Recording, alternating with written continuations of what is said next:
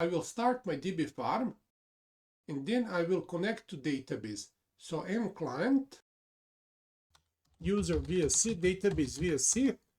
VSC is also a password. And now we can execute some SQL commands.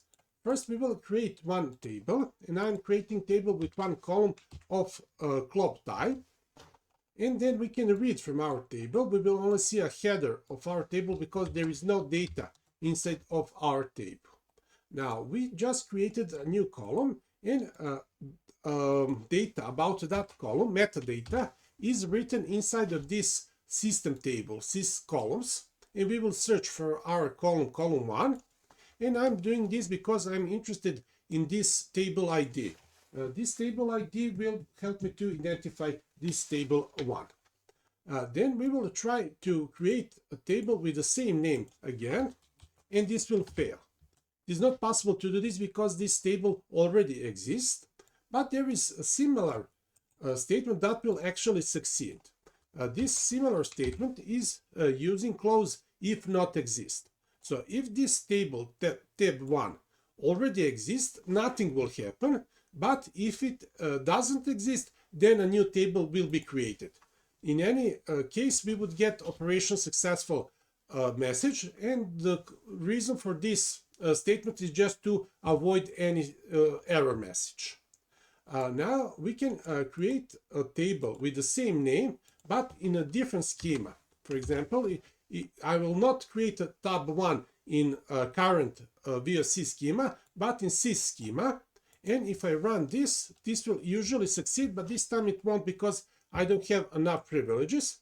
And I also want to tell you that you cannot create a new table that has the same name as some existing view. Now, while creating a table and its columns, we can define different attributes for those columns. For example, now I'm creating table tab 2. I have column 1. It is of club data type. It has a default value. It doesn't accept nulls. It is a primary key column and it has a unique constraint. I will run this, and then again I will call my syscolumns system table because I want to see what is ID of this table. So tab 1 was 8357, so this is a number for this tab 2 table. And now I will clean my screen. We will now read from another system table. This table is called syskeys, and inside of this table we have those constraints for primary key and for unique constraint, and we are reading for this tab 2 table those values, and we can see our new primary key constraint and unique constraint. Then there is also a system table with the name systables, and from that table we can read data about both of our tables, tab 1 and tab 2. So if we run this, this is data about our tables. Now we can write some data inside of our tab 2, but we can write nothing. How is this possible? Well, on this table we have defined that its only column has a default value. So if I run this, this will work. And then if we read from this table, we will see that we have that default value written. So our default value is ZZZ. Now, if we try to write again default value in this table, this will fail.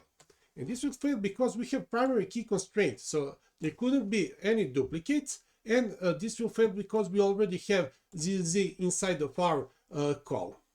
Now, it is not possible to write nulls inside of our column because we used not null constraint. So if I try this, this will also fail. Now, when we are giving constraints, we're not giving all of them like this. For example, if we are giving a default attribute, in that case, we are expecting that there will be duplicates in our column. But when we are using primary key, we are actually defining that there shouldn't be duplicates. So those two constraints are opposite. And also when we define the primary key constraint, there is no need for not null constraint and for unique constraint. So we would never use all of these constraints at the same time, but we just use a few of them. I will now clear my screen. It's possible to use an existing table to create a new table. For example, we can use this like operator, and in this case all of the columns from table tab 2 will be also part of table 3. But table 3 can have more of columns. For example, in table 3 we will also have this column 2 of the type integer. So if I run this will be successful, and then we can read from this table, and we will see that it already have a column 1 because column 1 was part of table 2. So all of the columns from table 2 will become part of table 3, even if we have more columns, and then this column will be also added to table 3. But if we run again our statement that reads from syscolumns table, in that case we will see that only tab 2 has those constraints that we have used earlier, and there are no such constraints for this new table. So constraints will not be inherited, only the names of columns and their data types. I will now clean my screen. We can also create a new table based on select statement. For that we are using create table as statement. So here first we have this select statement. It will create two columns. One column will be from table 2 and the other column will be created with current date function. This will create a new table file, and these aliases will be applied to that table. So if we run this, we can now read from this table, and we will see that our aliases are applied. We have this value ZZZ from table 2 and we have current date.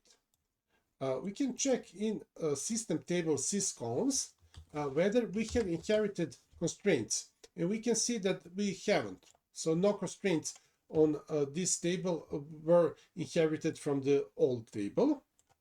We can also use this statement without specifying aliases. This time I don't have those aliases here, although I added this to the alias here because names of columns from select statement will be used inside of our table because we don't have aliases for our table. So we are using column 1 and today. And there is also one version of this statement where we don't inherit data. For that we have to use this clause with no data, and we would get the same result just without data. So names of columns would be column 1 and today in this case, but there will be no data. I will now clear my screen. We saw earlier that we can apply primary key constraint on some column, but sometimes key is not one column but several columns. We have a composite primary key. In that case we have to define a constraint on the table, and for that we are using statements that look like this. This time we will create primary key constraint on first two columns and unique constraint on last two columns. So we can run this, and this would create such table. And at the end we can delete all of these tables that we have created. So for that we're using drop table 1, and we can continue with this until we delete all of the tables from table 1 to table 7.